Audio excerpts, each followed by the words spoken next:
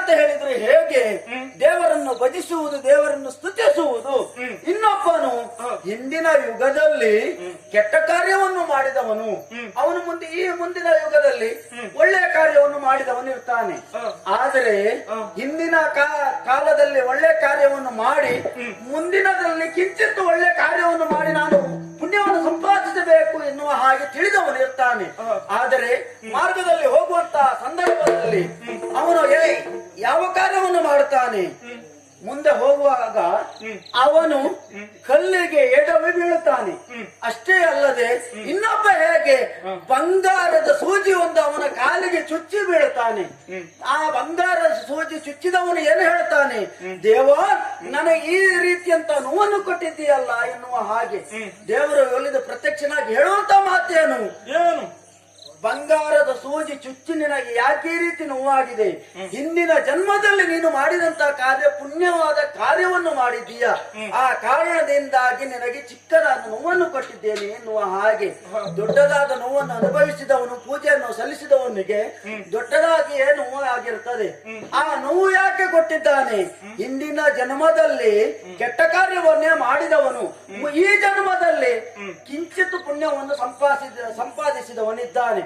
ಹಾಗಾಗಿ ಹಿಂದಿನ ಕಾರ್ಯದ ನೋವನ್ನು ಈ ಜನ್ಮದಲ್ಲಿ ನಿನಗೆ ಕೊಟ್ಟಿದ್ದಾನೆ ಎನ್ನುವ ಹಾಗೆ ಹೇಳ್ತಾನೆ. ಆದರೆ ನೀನು ಮಾಡಿದಂತಹ ಕಾರ್ಯ ಏನು, ದೈವಭಕ್ತಿಯೂ ಉಂಟು, ರಾಕ್ಷಸ ಗುಣವೂ ಉಂಟು. ಈಗ ತಪ್ಪಾಯಿತು ಎನ್ನುವ ಹಾಗೆ ನೀನು ನನ್ನಲ್ಲಿ ದೇವ ಮನೋಭಾವವನ್ನು ಕಾಣುತ್ತಾ ಇದ್ದೀಯ. ಆದರೆ ನಿನಗೆ ದೇವ ಮನೋಭಾವವನ್ನು ನಿನಗುಂಟು, ಆದರೆ ಇನ್ನು ಮುಂದೆ ನಿನಗೆ ಆ ಪ್ರವೃತ್ತಿಯನ್ನು ನೀನು ಹೊಂದಬೇಕಾಗ್ತದೆ. ಕಾರಣ ಏನು, ಇಲ್ಲಿಯವರೆಗೆ ಮಾಡಿದ ಕೆಟ್ಟ ಕೆಲಸವೇ. ಈಗ ಕೊನೆಯದಾಗಿ ಶರಣರು ಬಂದ್ರೆ ಅದು ತಪ್ಪಾಗ್ತದೆ. ಅವ್ರು ಕೇಳಿದ್ದೇನು, ಏನು 12 ವರ್ಷ ಅನ್ನಹಾರವನ್ನು ತ್ಯಜಿಸಿ ಯಾರು ಇಲ್ಲ ಎನ್ನುವುದಾಗಿ ಆತ ಭಾವಿಸಿಕೊಂಡಿದ್ದಾನೆ. ಎದುರಾಗಿ ಬಂದವನು ನಾನೇ ಇದ್ದೇನೆ.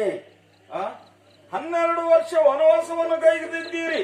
ಯಾಕೆಂದ್ರೆ ಆಹಾರ ಅನ್ನ ಇಲ್ಲದೆ ವನವಾಸವನ್ನು ಕೈಗೊಂಡು ಮದುವೆ ಆಗದ ವ್ಯಕ್ತಿಯಿಂದ ನನ್ನ ಪಾಲಿಗೆ ಮರಣ ಬರಲಿ ಅಂತ ದೇವರಲ್ಲಿ ನಾನು ಬೇಡಿಕೊಂಡದ್ದು. ಯಾಕಂದ್ರೆ ಆ ಸೂರ್ಯ ಸ್ವಭಾವವನ್ನು ಹೊಂದಿರುವಂತ ನಾನು, ನನ್ನ ತಂದೆಯವರು ನಿಮ್ಮ ಅಣ್ಣನ ಮಡದಿಯಾಗಿರುವಂತ ಸೀತೆಯನ್ನು ಅಪಹರಿಸಿಕೊಂಡು ಬಂದಿದ್ದಾರೆ. ಇದು ಅಪರಾಧ ಬಗ್ಗೆ ಪ್ರಶ್ನೆಯೇ ಇಲ್ಲ. ಯಾಕೆಂದ್ರೆ ತಂದೆ ಆಣತಿಯಂತೆ ಇಲ್ಲಿವರೆಗಾಗಿ ಬಂದಿದ್ದೇನೆ. ಅವರ ಇವರು, ನಾನು ನೀನು ಏನು ಅಂತ ನೋಡು.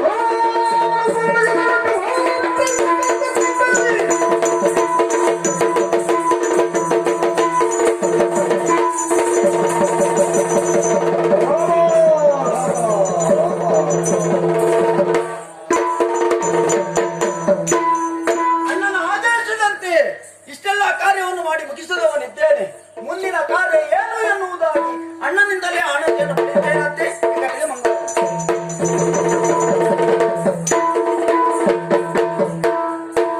ಇಲ್ಲಿಗೆ ಅತಿಕಾಯಿ ಇಂದ್ರದಿತ್ತು, ವಧೆ ಮುಗಿಯಿತು. ಇಲ್ಲಿಗೆ ಒಂದು ಹಂತ ಆಯ್ತು. ಇಲ್ಲಿ ಮಂಗಲ ಆಗುವುದಕ್ಕೆ ಅಪ್ಪಣೆ ಅಂತ ಕೇಳ್ತಾ ಇದ್ದೇನೆ. ಕಂಗಳ ಮುಂದೆ ಕಂಗೊಳಿಸುತ್ತೇವೆ ಮಂಗಳ ಮೂರ್ತಿ ಶ್ರೀ ಗುರುತ್ಯಾಪೆ, ಮಂಗಳ ಮೂರತೆ ಶ್ರೀ ಶಾರದಾಂಬೆಗೆ, ಮಂಗಳ ಮೂರತೆ ಶ್ರೀ ಮಾರಿಕಾಂಬೆಗೆ, ಮಂಗಳೂ ಜಯ ಜಯ ಮಂಗಳೂ, ಮಂಗಳೂ ಜಯ ಮಂಗಳೂ. ಅವಧೇವದಗಲಾಗುವ ಪೂಜಿತ ಯಾದವ ಕುಲವ ಮೋಹನ ರೂಪ